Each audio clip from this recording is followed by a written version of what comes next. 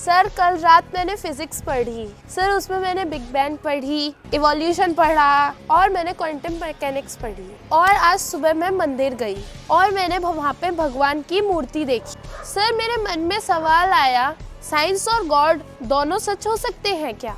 तुमने आज वो सवाल पूछ लिया जो हर इंसान के मन में आता है, लेकिन इस पर बात कोई नहीं करता। और ये सवाल केवल फिलॉसफी का नहीं है, ये यूपीएससी में भी पूछा जाता है, science and religion in Indian society के रूप में। और ये सवाल सीबीएसई में भी पूछा जाता है, scientific temper versus traditional values. और यही सवाल बीपीएससी में भी पूछा जाता है, धर्म निरपेक्षता की अवधारणा भारतीय सोसाइटी के अंदर। सर साइंस तो हर चीज का एविडेंस मांगती है, सर गॉड का एविडेंस कहाँ है फिर?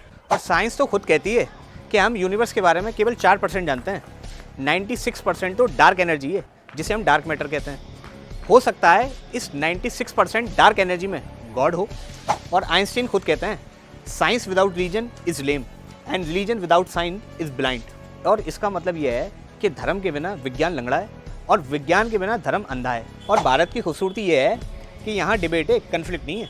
और आज से 1500 साल पहले नालंदा यूनिवर्सिटी में एक ही छात्र एस्ट्रोनॉमी भी पढ़ता था और उसके बाद फिलॉसफी की क्लास भी लगती थी, और दोनों ही क्लास को एक ही छात्र अटेंड करता था।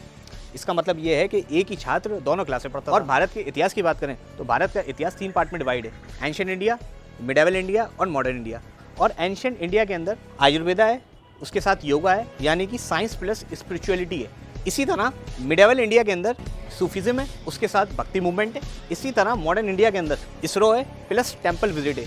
इसका मतलब यह है कि इसरो के साइंटिस्ट मिसाइल लॉन्च करने से पहले मंदिर की विजिट करते हैं। तो यहाँ पे साइंस के साथ स्पिरिचुअलिटी भी चलती है, यही भारत की खूबसूरती है। पर सर दादाजी कहते हैं ईश्वर नाम की कोई चीज नहीं, पर नाम की हर चीज में ईश्वर है। वो कैंसर से लड़ रहे थे, कीमोथेरेपी के बाद नमाज पढ़ते थे, क्या उनकी रिकवरी में गॉड का रोल था? सर मेरे पिता 1984 के दंगों में बच गए। वो कहते हैं उन्हें वाहे गुरु ने बचाया। साइंस कहती है कि वो छुप गए इसलिए बच गए। तो साइंस सही है या फिर वो सही है? और देखो बच्चों, साइंस आंसर करती है हाउ और स्पिरिचुअलिटी आंसर करती है व्हाई। दोनों अलग अलग क्वेश्चन है और दोनों के आंसर भी अलग अलग हैं। और एक बात हमेशा याद रखना, जो यूपीएससी इंटरव्यू में भी काम में आएगी, बीपीएससी में भी काम में आएगी और जिंदगी के हर हिस्से में काम में आएगी, कि गॉड की एग्जिस्टेंस को प्रूव करना साइंस का काम नहीं है और साइंस को डिसअप्रूव करना स्पिरिचुअलिटी का काम नहीं है। और भारत ने दुनिया को यही सिखाया है कि अपने एक्सपेरिमेंट लैब में करो, अपनी प्रेयर हार्ट में करो,